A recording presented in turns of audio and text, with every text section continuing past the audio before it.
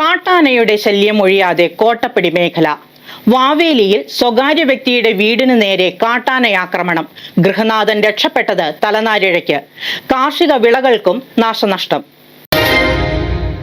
കോട്ടപ്പടി പഞ്ചായത്തിലെ വാവേലിയിൽ വെളുപ്പിന് 4 മണിയോടെയാണ് ജനവാസ മേഖലയിൽ കാട്ടാന എത്തിയത്. അതിരമ്പുഴ പോളിന്റെ വീടിന് നേരെ ആന ആക്രമണം നടത്തി. ശബ്ദം കേട്ട് ഉണർന്നപ്പോൾ മുൻവശത്തെ കതക് തുറന്നപ്പോഴേക്കും ആന സമീപത്ത് എത്തിയിരുന്നു. പൊടുന്നനെ അക്രമാസക്തനായ കാട്ടുകൊമ്പൻ തലകുലുക്കി വീടിന്റെ ജനലിന് നേരെ പാഞ്ഞെടുത്ത് ജനൽപാളിയുടെ ചില്ലുകൾ കുത്തിപ്പൊട്ടിക്കുകയായിരുന്നു. പോൾ രക്ഷപ്പെട്ടത് ഭാഗ്യം കൊണ്ട് മാത്രമാണ്. തുടർന്ന് കൃഷിയിടത്തിലിറങ്ങി വാഴകളും കമുകളും ജാതി തൈകളും കച്ചോലക്കണ്ടങ്ങളും ചവിട്ടി മെതിച്ചു. തൊട്ടടുത്തുള്ള പോളിന്റെ സഹോദരന്റെ പുരയിടത്തിലെ കൃഷികൾക്കും നാശം വരുത്തിയിട്ടുണ്ട്. ആനശല്യത്തിന് ശാശ്വത പരിഹാരമുണ്ടാക്കണമെന്നും നഷ്ടപരിഹാരം ലഭ്യമാക്കാൻ അധികൃതർ നടപടി സ്വീകരിക്കണമെന്നും വീട്ടുടമയും പ്രദേശവാസികളും ആവശ്യപ്പെട്ടു. രാവിലെ ആന ഇറങ്ങി പറമ്പില് ഇറങ്ങി അടയ്ക്കാമരവും വാഴയൊക്കെ നശിപ്പിച്ചിട്ട് കയറി വന്ന് മുറ്റത്തേക്ക് വന്നപ്പോ ആണ് ഞാൻ അറിയണേ. ഒരു സൗണ്ട് കേട്ട അറിഞ്ഞ്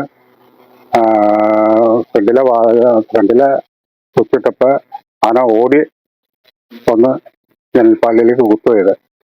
കുത്തി അങ്ങനെ തന്നെ തിരിഞ്ഞ് വില കടന്ന് തോട്ടത്തിൽ കയറി റബ്ബർ തള്ളി. അപ്പോഴത്തേക്കും ഫോറസ്റ്റുകാർ വന്നു, പാത്രന്മാരും വന്ന് ഓടിച്ച് വണ്ടി കയറ്റി.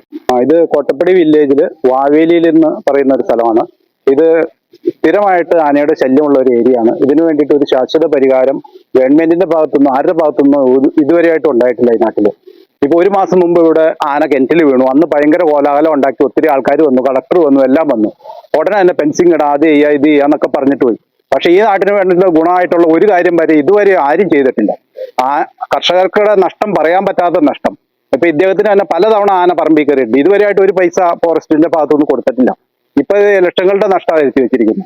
ഇങ്ങനെ സ്ഥിരമായിട്ട് ആൾക്കാരുടെ പറമ്പുകളിൽ നടന്ന് ഈ ആന ഇങ്ങനെ ശല്യം ചെയ്തുകൊണ്ടിരുന്നിട്ടും ഇവിടെ ജീവിക്കുന്ന മനുഷ്യന് യാതൊരു വിലയില്ല. ഇവിടെ മൃഗങ്ങൾക്കാണ് വില. ഫോറസ്റ്റുകാർ വന്നു കഴിഞ്ഞിട്ട് അവർക്ക് മൃഗങ്ങളെയാണ് താല്പര്യം. മനുഷ്യനോട് ഒരു താല്പര്യമുള്ള ഒരു സർക്കാരിന്റെ ഒരു ഉദ്യോഗസ്ഥന്മാരെ ഞങ്ങൾ ഇതുവരെ ഇവിടെ കണ്ടിട്ടില്ല. Media sixty, Kothamangalam.